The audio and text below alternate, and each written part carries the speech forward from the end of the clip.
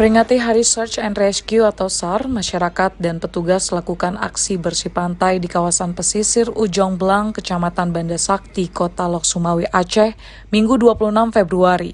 Selain petugas SAR, agenda ini juga diikuti oleh masyarakat dan organisasi yang terdapat di wilayah tersebut. Melalui aksi bersih pantai, diharapkan mampu menjadi percontohan kepada instansi dan organisasi lainnya agar bisa turut mengadakan kegiatan sosial yang bermanfaat bagi alam maupun masyarakat, salah satunya kegiatan kebersihan. Pejabat Wali Kota Lok Sumawe, Imran, menyatakan kesadaran masyarakat masih tergolong rendah dalam mengelola sampah rumah tangga maupun menjaga alam sekitar. Hal tersebut terbukti banyaknya dijumpai sampah rumah tangga dan popok bayi di bibir pantai.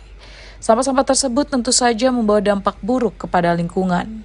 Saya sebenarnya sangat berharap ya dengan event-event yang kita lakukan seperti ini, gerakan Jumat Bersih, acara ini gotong royong yang ada di pantai ini bisa menggugah masyarakat, bisa menggugah semua stakeholders yang ada di Lok Sumawe, dan bisa menggugah semua elemen masyarakat, organisasi kemasyarakatan yang ada di Lok Sumawe ini untuk berlaku yang sama, untuk bisa meng-create kegiatan-kegiatan yang sama, yang secara bergantian, sehingga ya secara kontinu dan berkelanjutan ya, kebersihan dari Lok Sumawe ini bisa kita jaga bersama-sama.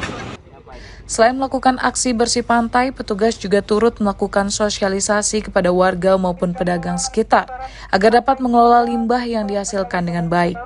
Hal tersebut agar alam tidak tercemar dan mencegah warga terkena berbagai macam penyakit. Dari Kota Lok Sumawe, Provinsi Aceh, Trifani, Kantor Berita Antara, mewartakan.